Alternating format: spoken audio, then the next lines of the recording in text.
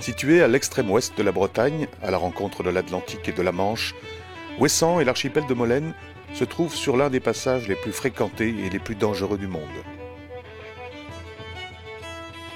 L'archipel de Molène étire son chapelet d'îlots bordés de plages de sable blanc, mais surtout de récifs menaçant les navigateurs.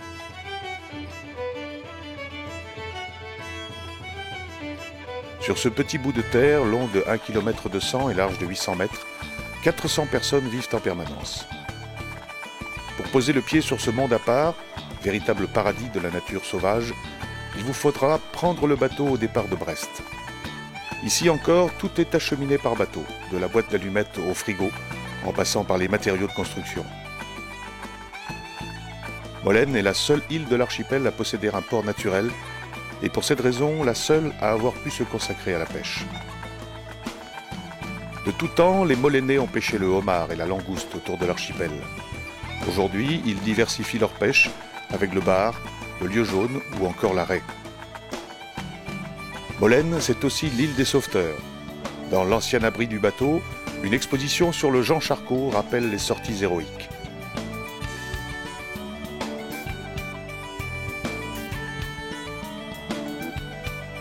Il est aujourd'hui remplacé par le Jean Cam, canote beaucoup plus rapide permettant à ces courageux sauveteurs de la SNSM de sortir par tous les temps et d'arriver rapidement sur les lieux des naufrages.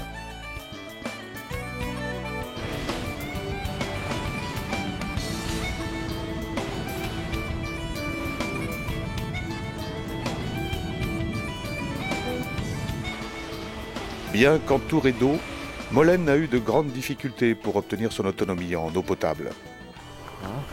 Si ça sent le calme, ça sent la sérénité. Au début, il y avait le fameux Saint-Roland, quoi. Ouais, ça, c'est l'histoire du puits de Saint-Roland. Mais les gens, ils avaient simplement des réserves, des citernes, ce qu'on appelle des citernes, des réserves. Certains avaient des fûts. Enfin, tout ce qui pouvait récupérer de l'eau était pris. On prenait un fût de 200 litres, on le mettait sous une gouttière, on récupérait de l'eau à l'intérieur. Et quand on était un peu plus argenté, ben on faisait des réserves d'eau, en dur, en béton, en citerne. Et à ce moment-là, eh bien, les gens agrandissaient en fonction de la famille ou alors essayaient de trouver par tous les moyens des réserves d'eau. C'était très dur, quoi. C'est vrai que nous, une goutte d'eau, ça valait quelque chose, quoi, ça valait de l'or. Hein. Alors tout le système que vous avez ici, ça s'appelle l'impluvium. C'est un mot romain, ça s'appelle l'impluvium. C'est tout simplement une surface bétonnée de 4000 m², hein, qui a une certaine forme, de façon à récupérer un maximum d'eau.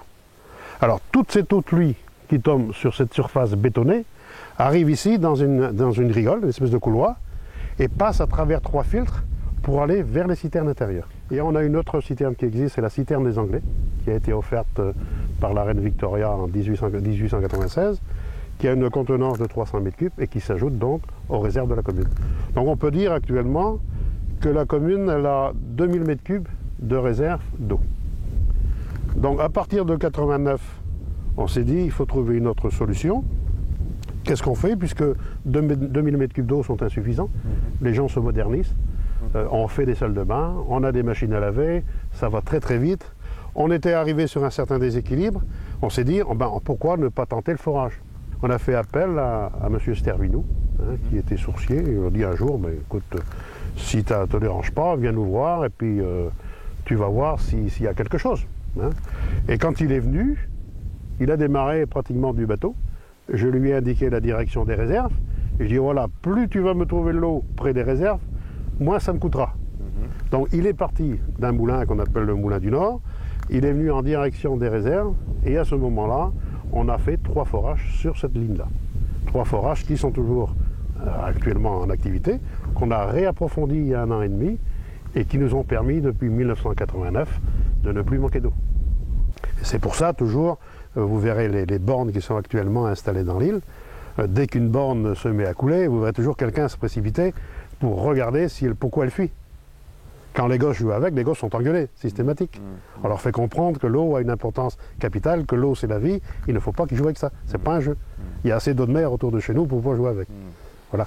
Donc l'eau chez nous c'est quelque chose de primordial, comme partout, mais sans doute plus dans une île. Et ça fait partie de l'histoire de l'île. Faire le tour de l'île ne demande pas plus d'1 heure. Mais à propos d'horloge, il faut savoir que Molène vit toujours à l'heure solaire et qu'il conviendra d'y penser en débarquant sur l'île.